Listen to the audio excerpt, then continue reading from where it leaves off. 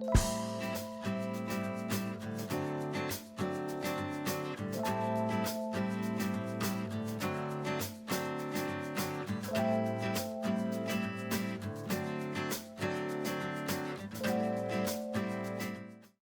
à tout le monde alors.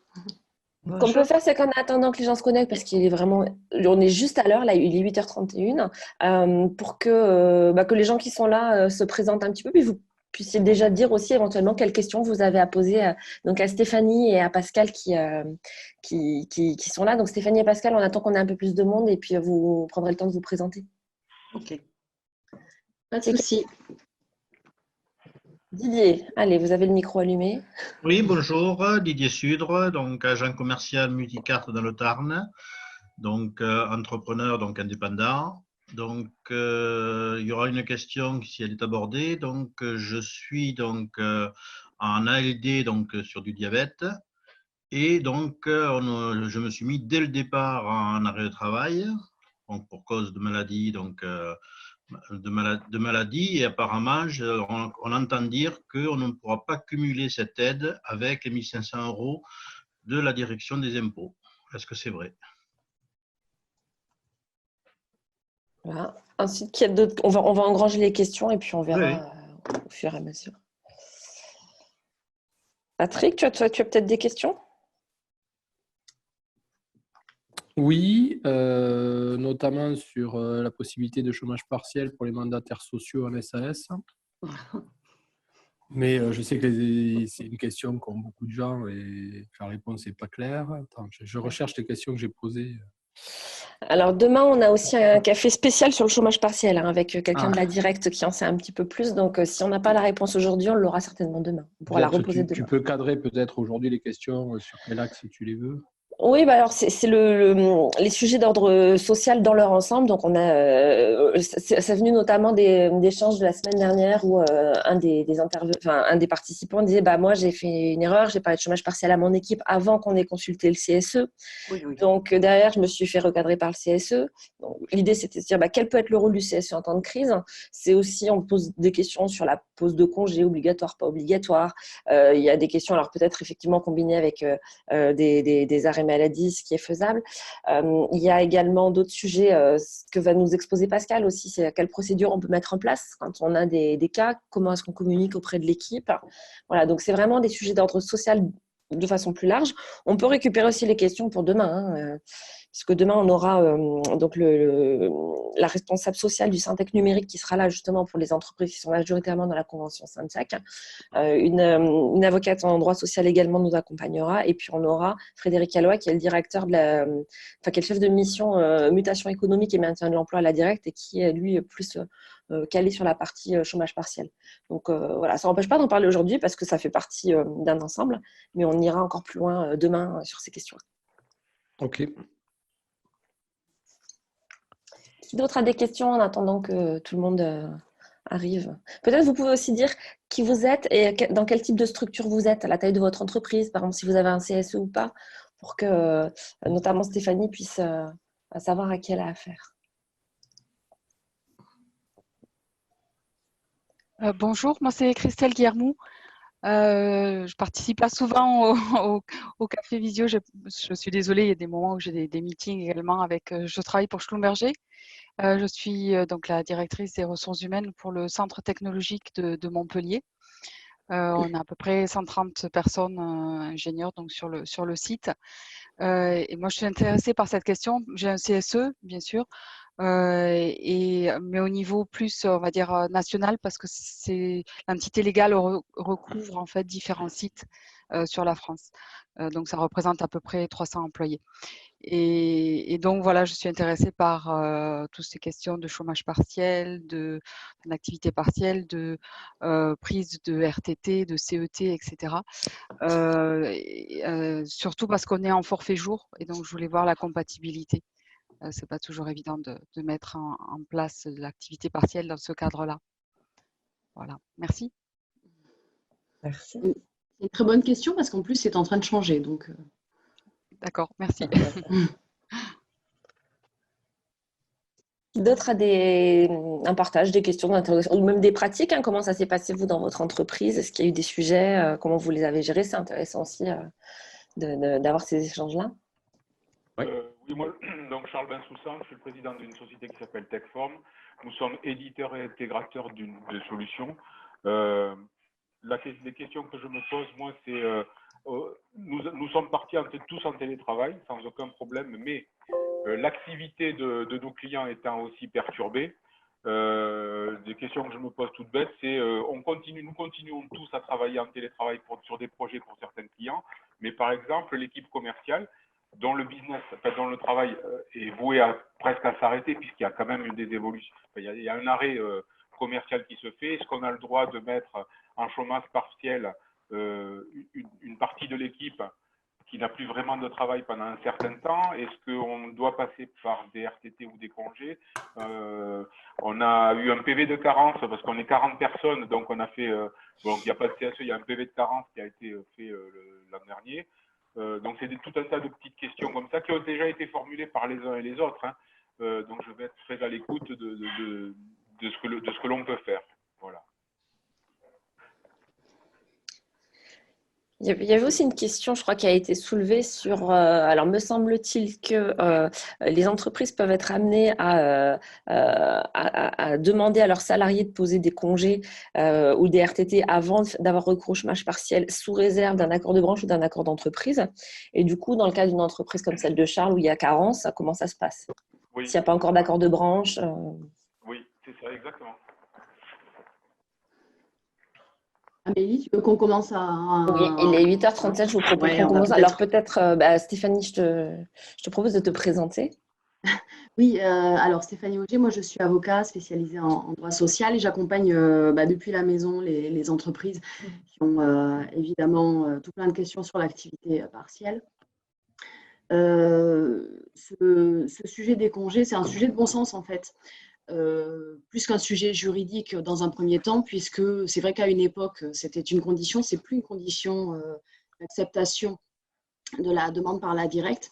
Néanmoins, c'est vrai que c'est effectivement du bon sens parce que ça permet aux salariés d'utiliser des causes légales d'absence avec une rémunération maintenue à 100%. Plutôt que de recourir immédiatement à l'activité partielle qui entraîne une décote de la rémunération, surtout pour les plus hauts revenus. Donc, si on n'a pas d'accord d'entreprise ou de branche, alors de branche, il n'y en a pas encore tellement, hein, mais d'entreprise, il y en a déjà, puisque dès vendredi, il y a pas mal d'entreprises qui en ont signé. On a la possibilité de fixer les congés avec un délai de prévenance d'1 mois. Et ça, c'est ce que prévoit l'article 31-41-16 in fine du Code du travail, qui permet effectivement de fixer l'ordre des départs en congé avec un délai de prévenance pour le salarié. Il est possible aussi d'utiliser les accords d'entreprise sur l'aménagement du temps de travail pour demander aux salariés de prendre leur RTT si l'accord permet les RTT employeurs. Dans certains cas, les accords le permettent, ce qui permet de fixer déjà des dates de RTT s'il y en avait à solder, etc. Est-ce que tu peux préciser ce que c'est RTT employeur? Ce que j'appelle RTT employeur, ce sont des jours RTT au choix de l'employeur. Souvent, dans les accords RTT, on donne la possibilité aux salariés de fixer leur date, en tout cas de proposer leur date. Parfois, les accords rédigés un peu pro-employeur, on dit à l'employeur, on permet à l'employeur de fixer les dates de RTT. Parfois, c'est moitié-moitié. Dans les vieux accords Aubry, souvent c'était moitié-moitié. Aujourd'hui, c'est plus des RTT que fixe le salarié, mais parfois, il est admis que. Donc, il faut regarder son accord RTT pour savoir si on a la possibilité unilatéralement. Et en plus de cela, les textes viennent effectivement d'évoluer et on a une ordonnance qui a permis de fixer des jours RTT par l'employeur avec un délai de prévenance de 1 jour, dans la limite de 10 jours. Alors, je reprends le texte de l'ordonnance, et dans la limite de 10 jours, Alors la condition, elle est difficile à interpréter, mais c'est pour répondre à des difficultés économiques en lien avec l'épidémie de Covid-19. Alors, qu'est-ce que ça veut dire, difficulté économique? C'est ça qui est difficile à apprécier. Moi, je pense que dans la mesure où c'est assez flou, il faudra surtout prendre la précaution quand on va communiquer auprès des salariés pour leur dire on vous impose de prendre des RTT dans la limite de 10 jours. Il faudra s'appuyer sur les difficultés économiques liées, présenter ça comme étant rattaché à ces difficultés liées au Covid-19 pour avoir ce fondement juridique. Donc, en fait, on a soit un accord qui permet de fixer les congés, soit un accord RTT qui donne à l'employeur la possibilité de fixer des RTT, soit, si on n'a pas ni l'un ni l'autre et qu'on a quand même des RTT, ben, l'ordonnance du 25, l'article consacré au RTT permet à l'employeur de les fixer dans la limite de 10. Et là, Stéphanie, c'est sur les RTT, mais sur les congés aussi, c'est un peu flou. Est-ce qu'on peut, de la même manière que les RTT, imposer des congés? Est-ce que c'est pendant cette période de crise la totalité j'ai fait exprès d'exagérer. Est-ce que c'est la totalité des congés de cet été et demander à l'été, quand l'activité, tout le monde l'espère, va reprendre les congés, ben en fait, tout le monde va reprendre le travail au lieu de partir en congé. J'exagère. Hein, est-ce qu'il y a une limite? Est-ce que j'ai entendu parler de 15 jours qu'il fallait laisser cet été en juillet-août? C'est un peu flou aujourd'hui. Alors, sur les congés, dans la même ordonnance de la semaine dernière, de mercredi, je crois, donc, légalement, on peut imposer des congés avec un délai de prévenance d'1 mois. On peut aussi modifier des dates de congés qui étaient fixées sans délai en se prévalant de circonstances exceptionnelles, et on peut conclure un accord d'entreprise qui permet à l'employeur de fixer 6 jours de congé, 6 jours ouvrables, donc 5 ouvrés, avec un délai de prévenance de 1 jour seulement. 6 jours, donc pas dans la période. Et donc c'est 6, voilà, c'est 6. Alors par contre, attention aussi, parce que rien n'est prévu dans l'ordonnance sur ce point-là.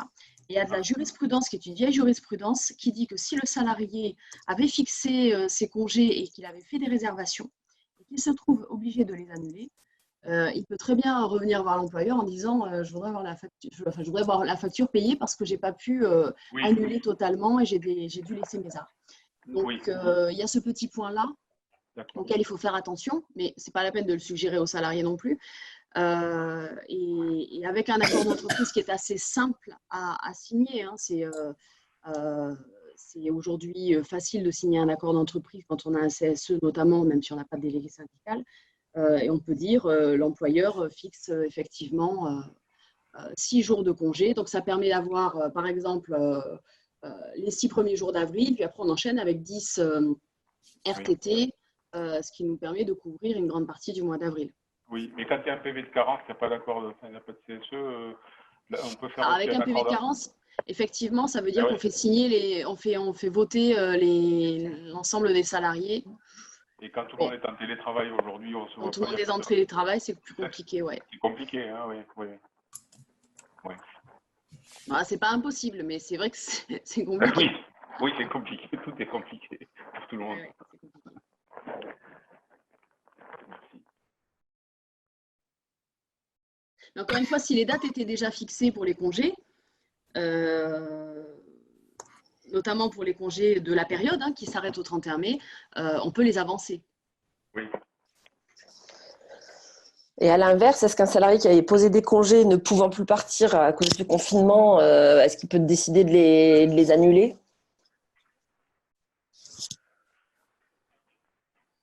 Pas tout seul en tout cas. Oui, c'est un accord de l'entreprise. La direction a le droit de s'opposer à ce qu'il annule ses congés, quoi. Alors moi j'avais imaginé, je vous livre mes réflexions parce que forcément quand on ne peut pas signer d'accord d'entreprise ou qu'on ne souhaite pas le faire, j'avais imaginé de dire aux salariés, bon bah, écoutez, tous ceux qui accepteront de solder leur congé sur avril, ils auront une prime. Cette prime, elle sera calculée pour compléter le chômage partiel pour arriver à 100%. Bon, c'est... On a le droit, une prime spécifique comme ça pour... Je sais pas, honnêtement, C'est bizarre, hein. Ouais. c'est de l'ingénierie. Oui, c'est ouf. Ouais, c'est un peu osé, hein. Oui, c'est. Cela étant, on est quand même dans des circonstances qui sont totalement exceptionnelles. Alors, je ne sais pas. C'est à réfléchir. C'est à réfléchir.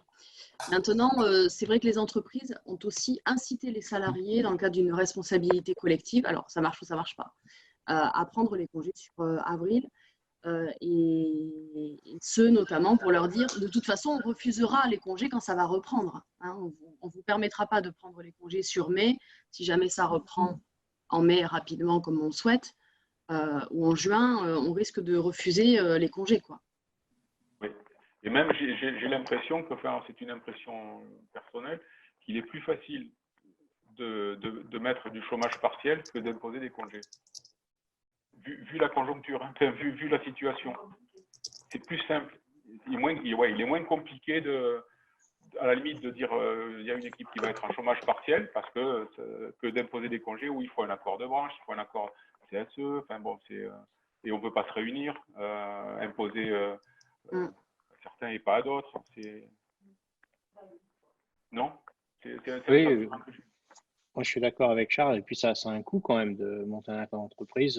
Et oui, ça a un coût. Oui. Sauf quand on a, enfin, pour une petite structure, monter un accord d'entreprise, c'est pas un truc qui se fait en claquant des doigts. C'est ça. Il faut travailler avec son avocat, il faut travailler avec le CSE, etc., oui. etc. Bon, voilà, moi, je trouve qu'ils ont été vraiment trop frileux sur ces mesures-là, clairement. D'autant que c'est un amendement qui a été ajouté dans le week-end. Je ne sais pas si vous aviez suivi, mais au départ, il n'était pas du tout prévu que ce soit par accord d'entreprise et ce n'était pas non plus plafonné à 6 jours. Oui, ça, c'est les syndicats. Ça a été ajouté le samedi par Muriel Pénicaud.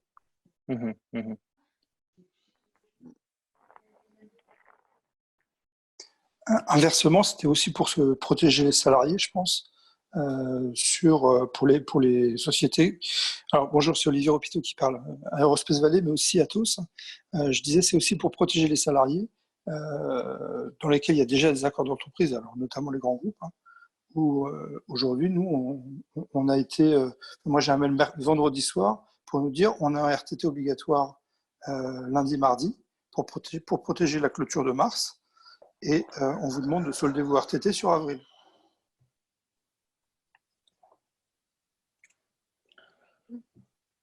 Donc, oui. Et comme d'habitude, on a d'office. Hein. Oui, comme d'habitude, on a les mêmes règles qui s'appliquent pour les grands groupes et pour les structures plus petites qui sont représentées chez Digital 113 notamment. Je comprends les deux extrêmes, hein, mais c'est des mesures qui sont d'un côté pratique assez difficilement utilisables. Aussi bien, accord entreprise RTT, alors chez Atos, vous en avez un, c'est parfait. Évidemment, les PME de 25 personnes ou de 50 personnes, souvent, n'en ont pas forcément.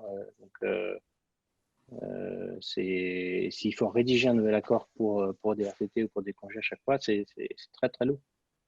Alors, si je peux me permettre, et je parle sous le couvert de Stéphanie, mais moi, ce que j'ai fait, donc Pascal, hein, ex-DRH, et aussi concerné aujourd'hui par mes clients qui ont des problèmes aussi sociaux, on a mis, avec bien sûr un consultant en télétravail, les salariés, en place un plan de continuité d'activité.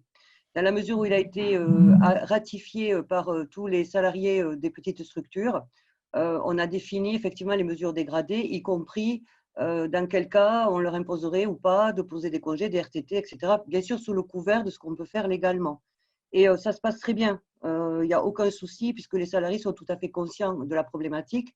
Et quand on leur explique avec une bonne communication que c'est aussi pour sauver l'économie de l'entreprise et les emplois à terme, généralement, ils ratifient le plan de continuité d'activité en l'absence de CSE. Parce que souvent, effectivement, dans ces structures, soit il y a un PV de carence, soit il n'y a pas encore le CSE parce que malheureusement, toutes les entreprises n'ont pas encore élu leur CSE, alors qu'il aurait dû être fait ça depuis le 31 décembre. Mais enfin, on est dans une situation un peu bizarre. Donc, nous, on est passé par le plan de continuité d'activité qui est assez simple à rédiger et qui permet de statuer sur l'organisation du travail, sur les mesures à prendre en précaution, etc., y compris le chômage partiel, y compris les congés, y compris les RTT.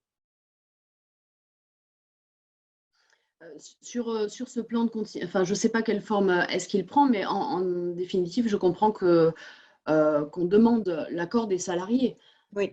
Voilà, donc celui qui a signé va donner son accord pour poser des congés, donc dans ce cas, il n'y a pas de difficulté. Alors, quand les salariés sont OK, il n'y a pas de difficulté finalement. En général, je dirais qu'on n'a pas rencontré de difficultés avec les salariés à ce jour. Hein. Enfin, en tout cas, dans les petites structures. Hein.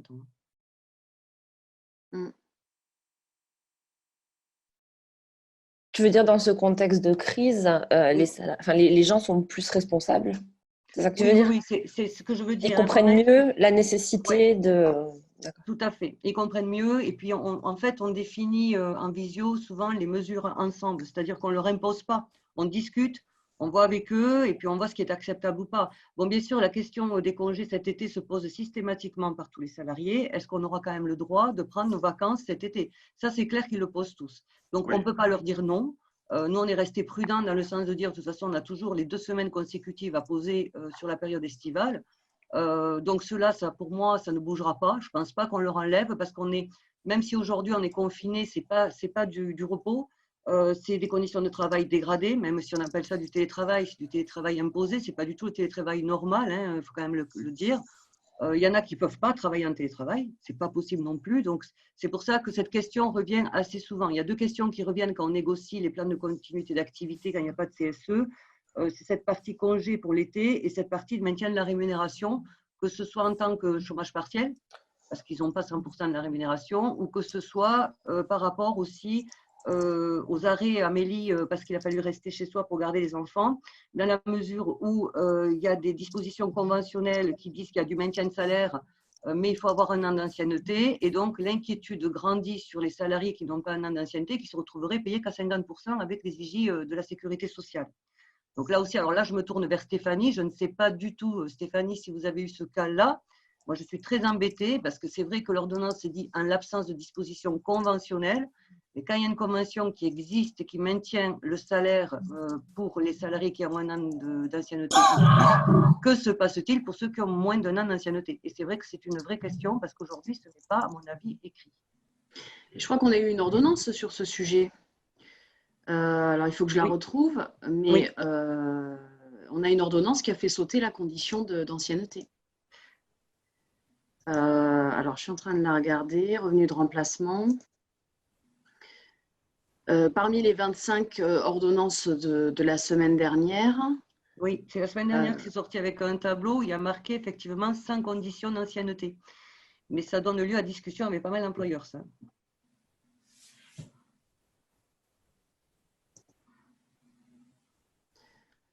Intéressement, revenu de remplacement.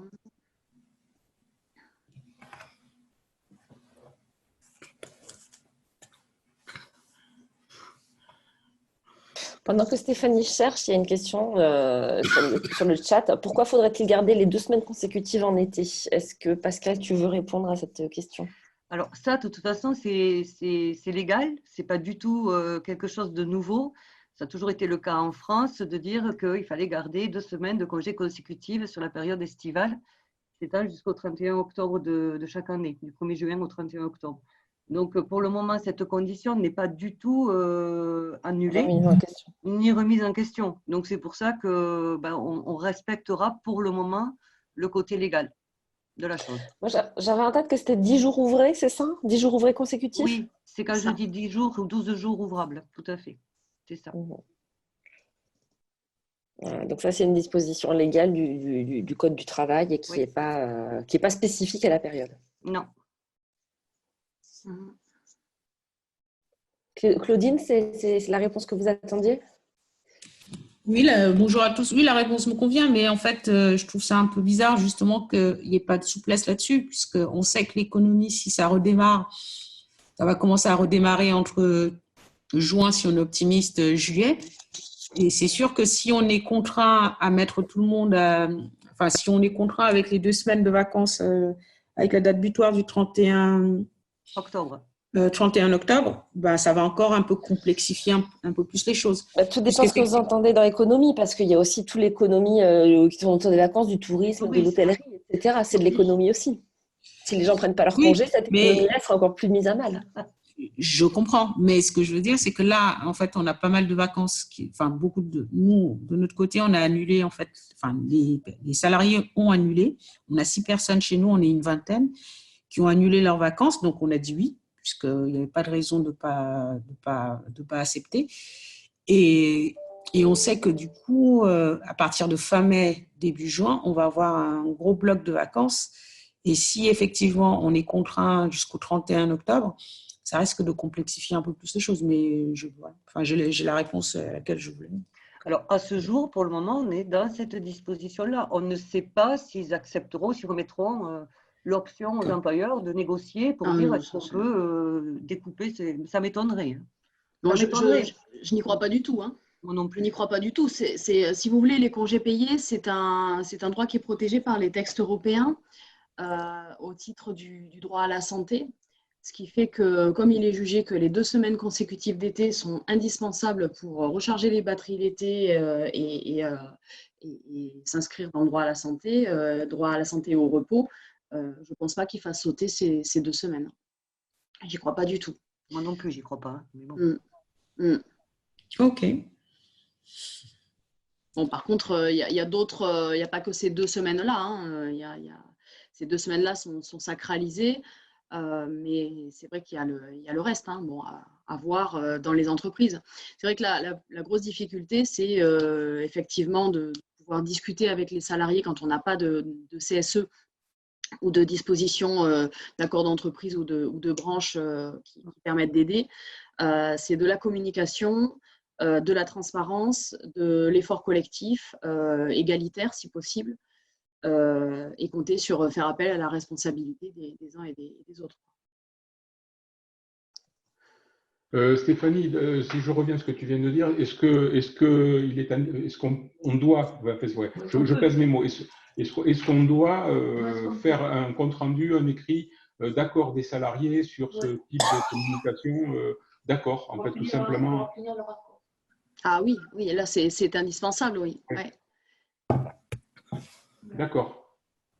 Mais l'idée du plan de continuité d'activité, c'est une bonne idée. Hein. C'est très informel. Enfin, c'est informel dans le sens où on n'est pas dans un cadre juridique prévu, hein, encadré par le Code du travail. Mais dès lors qu'on a recueilli l'accord des salariés qui les adhèrent, je dirais c'est une solution maison qui règle le problème, quoi. La question, c'est celle du consentement. Il faut qu'on ait un consentement qui soit express. Oui. Et si le salarié a donné son consentement, il y a peu de chances pour qu'après, ils viennent vous dire « Ah oui, mais mes congés, rendez-les-moi, etc. » Est-ce que c'est salarié par salarié ou ça peut être un accord de tous les salariés sur ce mode de fonctionnement? C'est individuel. Ah oui. Et oui, forcément. Le PCA, moi, je le fais signer par tous les salariés. Il faut que tous les salariés, où il n'y a pas de CSE, où il n'y a pas effectivement de possibilité de négocier avec les représentants du personnel. Normalement, le PCA, il est négocié avec un CSE. Hein. Logiquement, quand il y en a un, on le négocie. Quand il n'y en a pas, on le négocie avec l'ensemble des salariés. Je fais respecter les mêmes principes de prise d'accord collectif en l'absence de CSE. Oui. C'est écrit de leur même. Pas un texte machine. Demande-le. Oui, on me dit à côté, est-ce que doit être écrit de leur main ou un texte machine, un texte signé tout simplement? Ah non, moi je fais. Alors le PCA, c'est vraiment un texte qui est normé. Hein, donc on parle de l'organisation du travail, on parle de beaucoup de choses. Et à la fin, tous les salariés apposent leur signature. Oui, juste la signature suffit, oui, bien sûr. Tout. Par contre, la signature en manuscrite, hein, ça c'est sûr. Oui, ah oui, bien sûr. D'accord. Merci.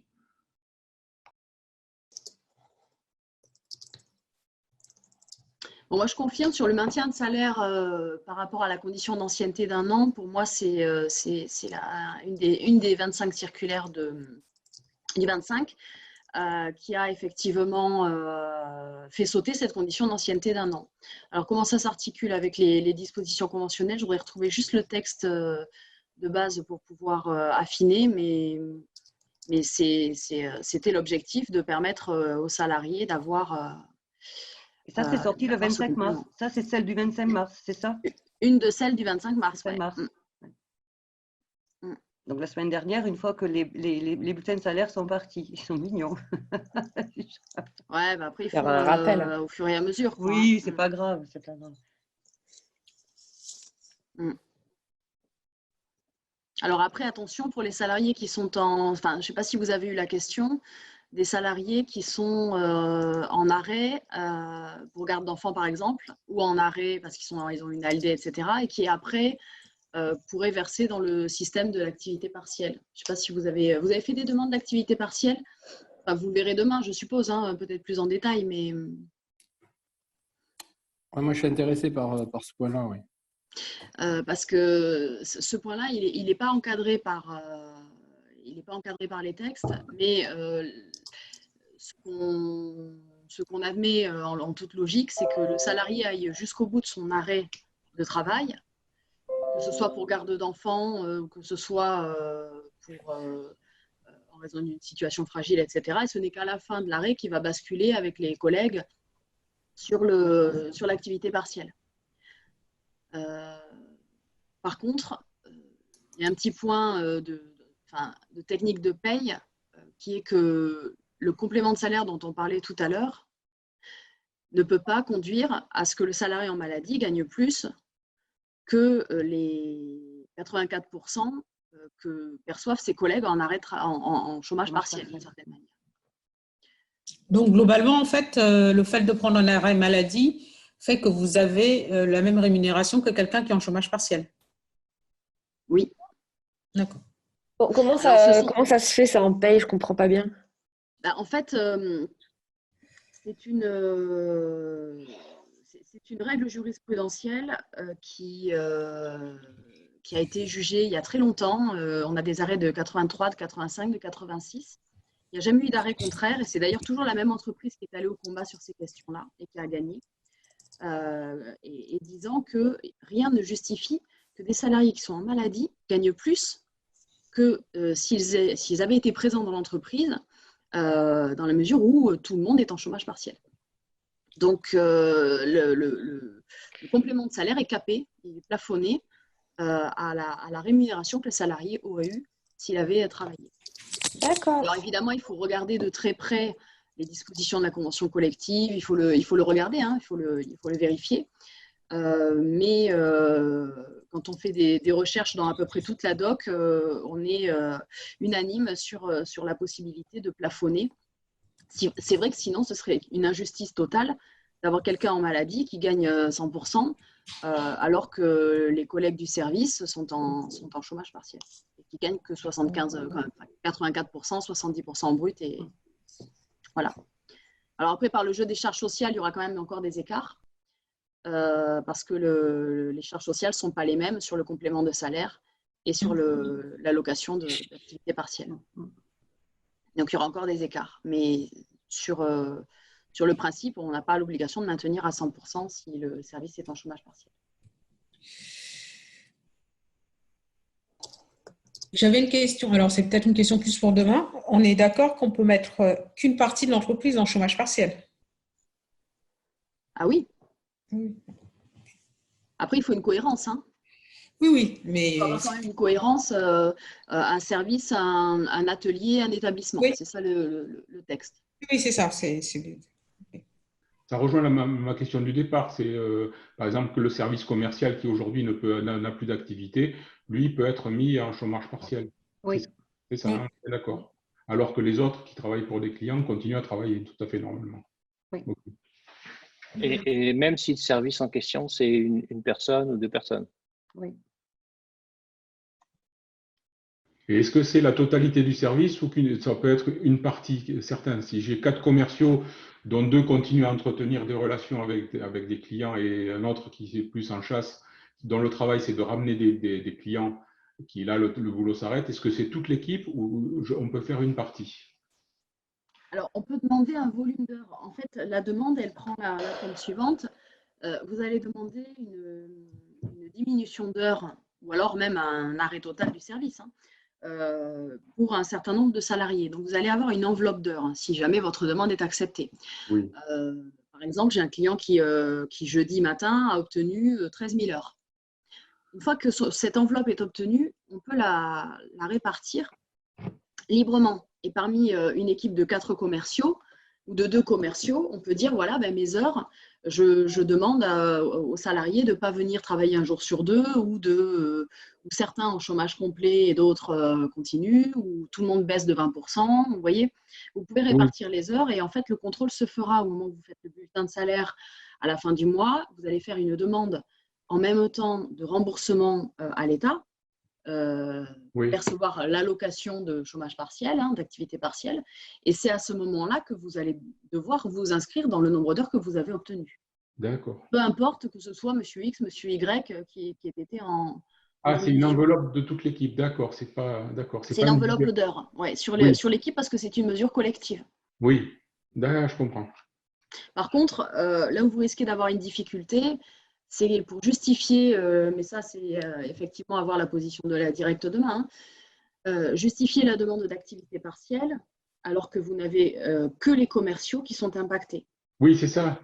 Parce qu'en principe, le texte dit bien que déjà, le Covid-19 n'est pas un motif à soi seul, c'est un point d'entrée, mais ce n'est pas la raison suffisante. Et 2, donc il faut que vous justifiez d'une baisse d'activité de l'entreprise ou de difficultés d'approvisionnement.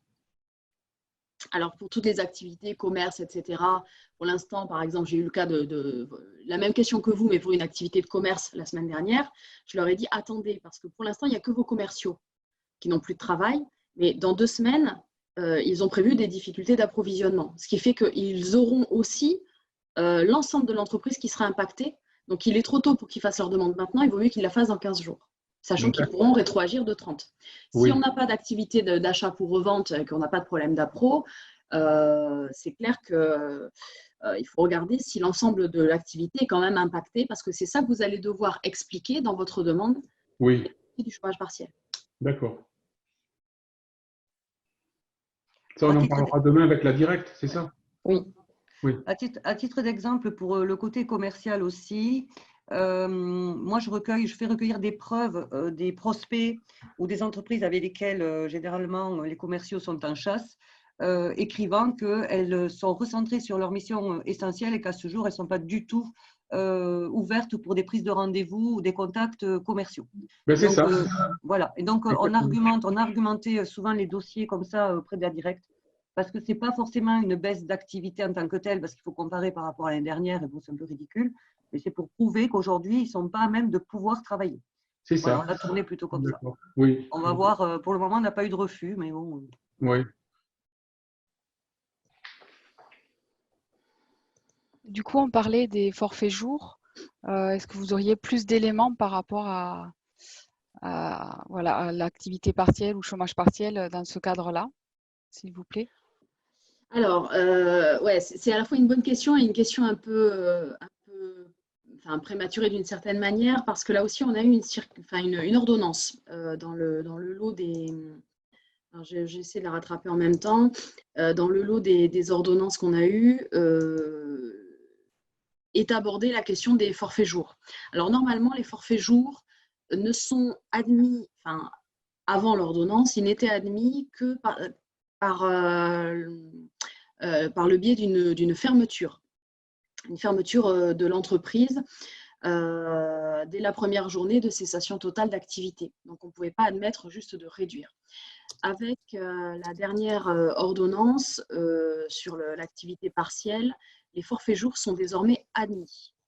Alors, le texte, par contre, n'est pas complet, puisque, je vous le retrouve, le texte renvoie à un décret pour voir comment on va calculer le nombre d'heures d'une journée. Donc, on devrait avoir d'ici quelques jours ou très rapidement un décret qui va venir compléter à la fois pour les forfaits jours et à la fois aussi pour les salariés qui n'ont pas du tout de décompte horaire. Alors que je reprenne, Je pense que ça, c'est l'ordonnance du 27. Voilà, c'est l'article 8 de l'ordonnance du 27 mars. Pour l'employeur de salariés dont la durée du travail est décomptée en jours, la détermination du nombre d'heures prises en compte pour l'indemnité d'activité partielle et l'allocation d'activité partielle est effectuée en convertissant en heures un nombre de jours ou demi-journées. Les modalités de cette conversion sont déterminées par décret. Donc, on attend un décret. Ce qui veut quand même dire que les forfaits jours qui étaient plus ou moins exclus quand même du dispositif hors cas de fermeture d'entreprise, ils sont désormais inclus. Donc, c'est plutôt une bonne nouvelle. Et pareil pour les salariés non décomptés dont le temps de travail n'est pas décompté. On va avoir aussi un décret qui va venir expliquer comment le chômage partiel peut s'appliquer pour eux. Merci. Bon, on fait au fur et à mesure, hein, parce que c'est vrai que les textes évoluent très vite. Le gouvernement travaille d'arrache-pied pour essayer d'adapter. Alors, c'est bien fait, pas bien fait, enfin, on peut avoir un avis, mais en tout cas, ça travaille, quoi. Ça fait.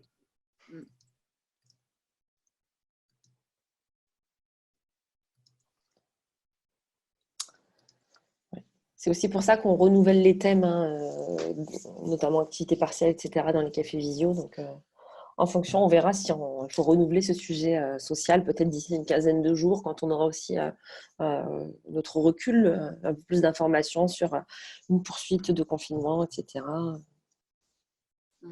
Alors, juste un point aussi que je tenais à souligner, n'oubliez pas de mettre à jour votre document unique d'évaluation des risques professionnels.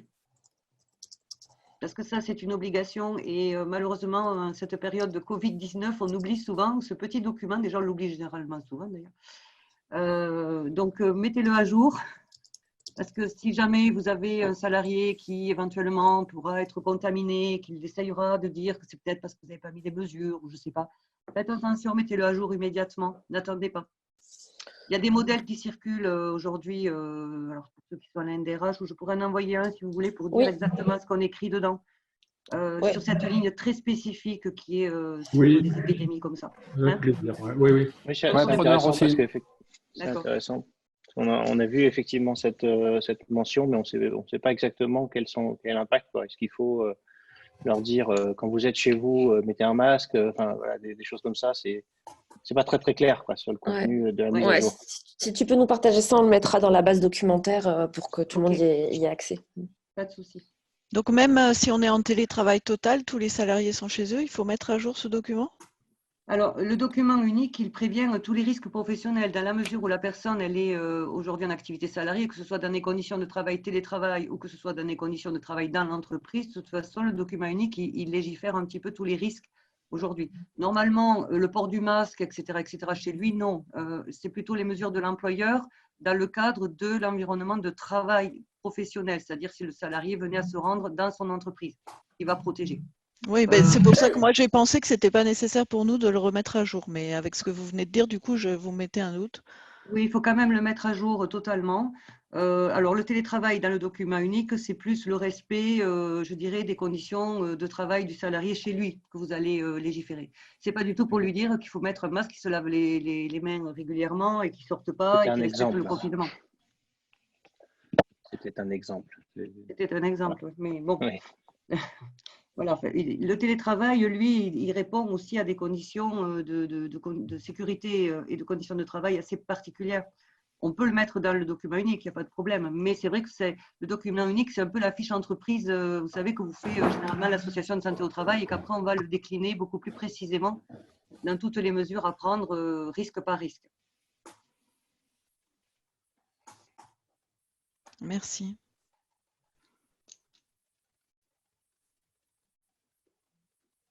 Est-ce que vous avez d'autres questions pour nos invités? Alors, ce qu'on entend aussi pas mal, c'est le droit de retrait. Je ne sais pas si vous avez été confronté, enfin, si vous avez beaucoup de gens en télétravail, pas trop, je suppose, mais j'ai des entreprises qui se sont vues opposer le droit de retrait, donc les salariés qui rentrent chez eux en disant j'estime que les conditions de contamination sont défavorables. Et donc, je me retire de la situation de travail, à charge pour l'employeur de payer le salaire à 100% quand même. Donc, il s'accorde des congés sans puiser dans son compteur. Ça, c'est une situation qu'on peut voir quand l'ambiance de travail n'est pas forcément tip-top, hein, c'est vrai, parce que normalement, quand on a fait les choses correctement en associant tout le monde, les gens adhèrent relativement. Ce que le gouvernement dit aujourd'hui, c'est que le droit de retrait, dès lors qu'on a respecté les mesures barrières et les mesures de distanciation sociale, il n'est pas légitime. Donc, le salarié doit revenir travailler. Donc, c'est quelque chose qu'on peut lui répondre en ce sens. Mais il faut être nickel dans l'entreprise sur, quand vous faites des réunions, parce que vous êtes peut-être beaucoup en télétravail, mais il y a peut-être parfois des choses qui se passent en présentiel. Lorsque c'est le cas, il faut impérativement veiller à ce que les salariés soient dans de bonnes conditions. Ça passe aussi par, et parfois on l'oublie, mais par le nettoyage, la désinfection, port de masque, de gants, ça pose les problèmes d'approvisionnement qu'on connaît, mais ne serait-ce que commencer par les mesures de distanciation et de bien nettoyer. Enfin, j'ai dû quand même rappeler ces choses assez basiques sur des machines où on disait aux salariés, mais vous vous rendez pas compte, on vous a nettoyé la salle de pause, mais oui, mais l'outil de travail et l'environnement de travail, lui, n'était pas désinfecté. Donc, le salarié était en droit de faire valoir son droit de retrait. Bon, ça, c'est pour les personnes qui sont amenées à partager un lieu de travail avec leurs collègues. Vous avez eu des cas ou non, pas spécialement? Alors moi, j'avais une autre question. Vendredi, on était plusieurs à s'interroger sur l'arrêt maladie pour garde d'enfants. Puisqu'on avait une interprétation un peu différente dans le sens où moi j'avais lu que si on pouvait être placé en télétravail, si on pouvait travailler en télétravail, on n'avait pas cette possibilité d'avoir recours à cet arrêt maladie entre guillemets pour garde d'enfants. Et d'autres avaient lu ou estimé que quand on était en télétravail avec des enfants, on n'était pas en position de pouvoir travailler et que donc on était empêché de travailler et que donc on pouvait bénéficier de cet arrêt de travail. Quelle est la réponse? Ouais, alors, je ne sais pas si Pascal a un retour là-dessus. Moi, j'ai effectivement aussi vu cette règle. C'est sur le site d'Amélie d'ailleurs. Hein. Oui, oui. Sur le site d'Amélie, il est écrit si vous télétravaillez ou si votre conjoint télétravaille, vous ne pouvez pas bénéficier de l'arrêt. Ouais. Bon, les gens qui ont écrit ça, ils n'ont pas d'enfants, en tout cas pas d'enfants en bas âge. Donc je crois que c'est pas très très réaliste.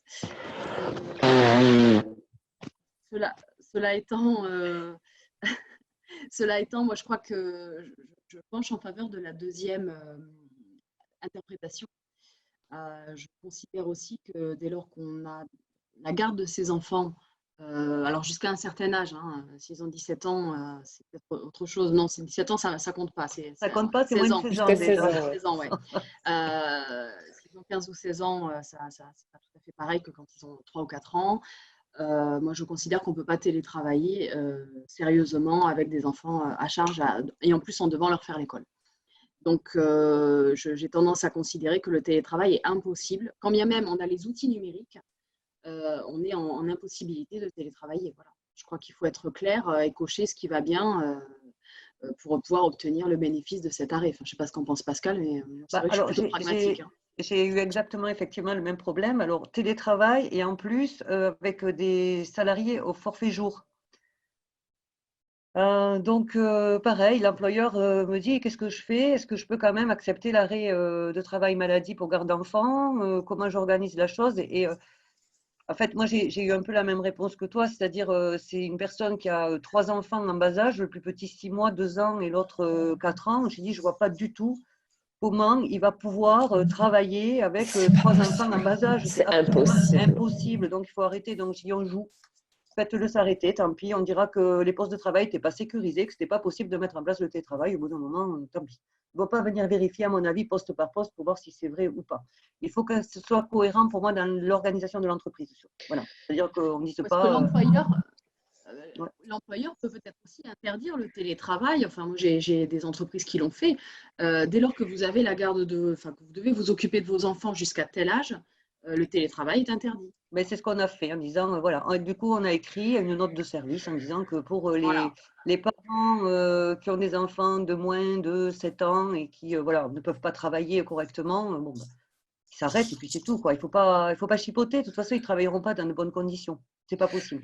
Oui, parce que c'est faire un amalgame entre la nature du travail, c'est-à-dire un travail qui pourrait permettre le télétravail, et des conditions de travail qui ne permettraient pas le télétravail. Enfin, c'est important de distinguer les deux, je trouve. Ouais. Ça donne l'impression qu'il n'y a que la nature du travail qui est prise en compte. Ouais. La théorie et la pratique, quoi. Donc, on a le droit, je pousse le raisonnement plus loin, de dire dans l'entreprise, on interdit réellement le télétravail pour les personnes qui ont la garde d'enfants de moins de X ans, X années. C'est légal? Ah oui. C'est clairement de dire, voilà, oui, d'accord.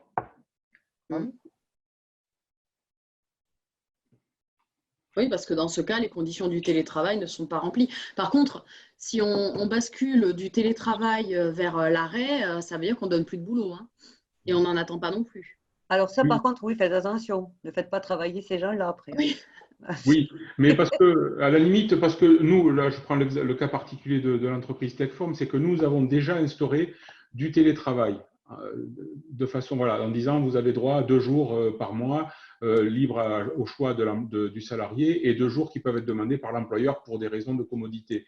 Mais de façon générale, est-ce que j'ai le droit de dire, on continuera, là je sors du cadre Covid, on peut continuer ça à l'exception des parents qui ont des enfants dont l'âge… C'est ça que je veux dire, moi. Non, dans un cas normal, après, c'est toujours pareil.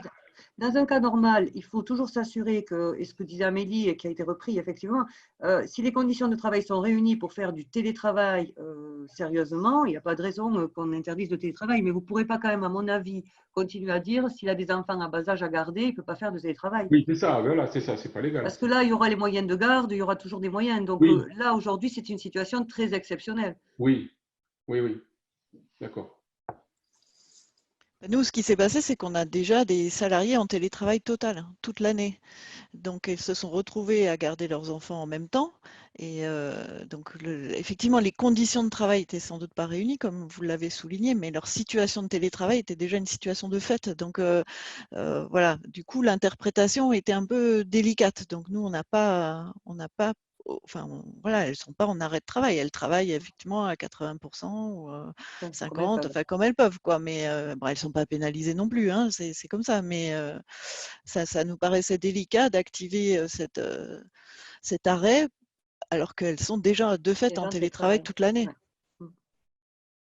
Il y a une question de Nicolas qui demande si l'arrêt de 14 jours, arrêt pour garde d'enfants, est renouvelable.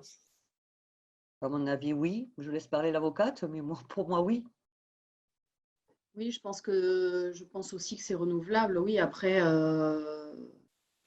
ouais, je pense que c'est renouvelable. Ouais. Du moment qu'il a renouvelé le confinement et que les écoles sont toujours fermées, que les conditions sont toujours réunies, je ne vois pas pourquoi il n'autoriserait pas le renouvellement. Ah oui, c'était 14 jours basé sur la durée de confinement, c'était ça? Oui. D'accord. C'est d'autant plus étrange qu'ils avaient déjà annoncé la fermeture des écoles jusqu'au 4 mai.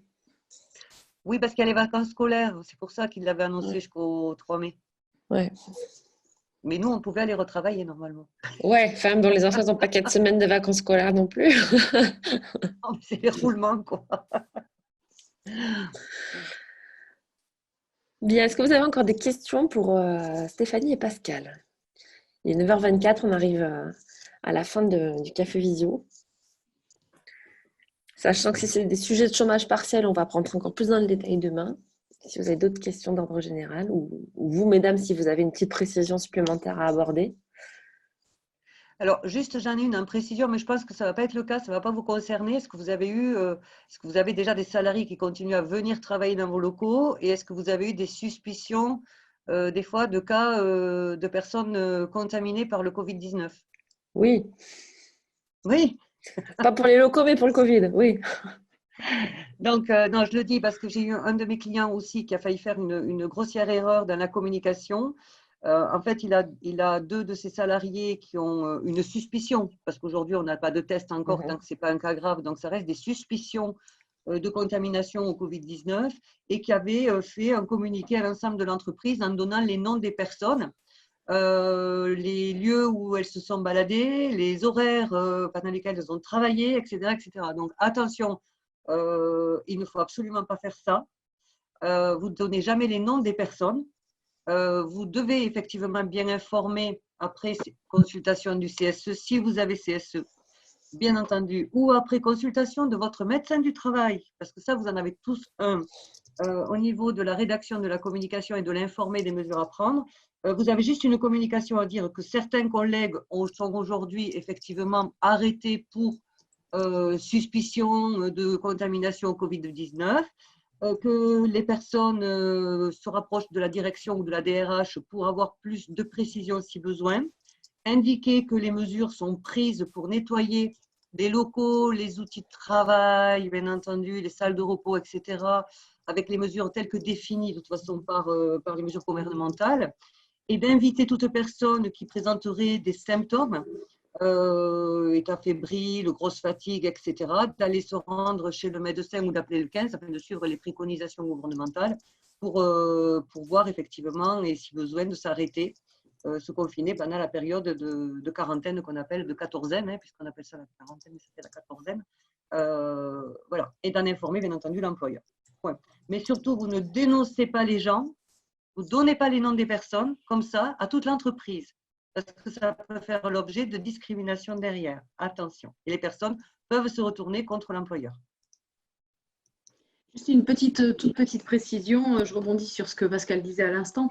Les médecins du travail travaillent en ce moment, ils sont en situation de télétravail et j'ai eu le cas de salariés qui ont dû sortir d'arrêt maladie qui était antérieur, parce qu'ils n'avaient plus d'IJ ou parce que le complément de salaire était trop faible et donc ils avaient envie de se remettre au boulot. La visite de reprise, elle reste possible, même en situation de confinement, puisque les médecins du travail proposent des téléconsultations ou au téléphone ou visio, enfin, ça dépend des services. Mais je sais qu'à Toulouse, ça peut se faire par téléphone pour pouvoir donner un avis de reprise pour que le salarié puisse revenir au travail. Donc, ce n'est pas un obstacle. Non, et ils sont franchement, je relève le chapeau là parce qu'ils ont répondu très très rapidement à la question et ils accompagnent vraiment l'entreprise dans cette démarche quand même. Oui.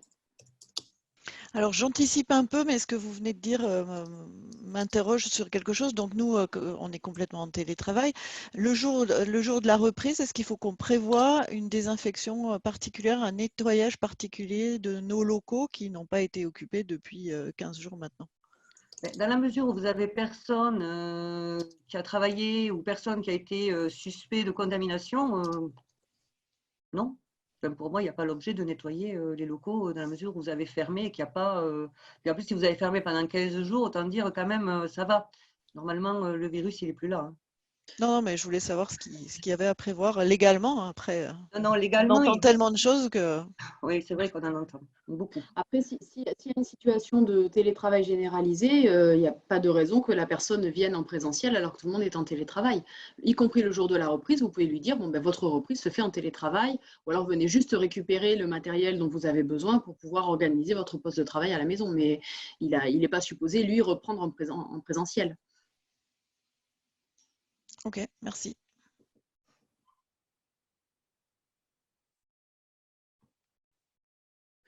Bien. 9h29, une petite minute de sursis pour une dernière question éventuelle.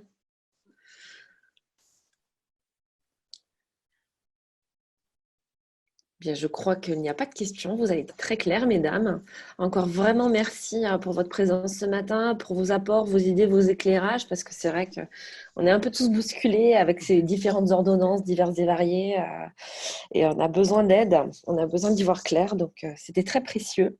Merci à tous, et puis donc pour ceux qui veulent approfondir l'activité partielle, rendez-vous donc demain matin avec la directe Occitanie, une avocate en droit social et la responsable sociale du Syntec numérique.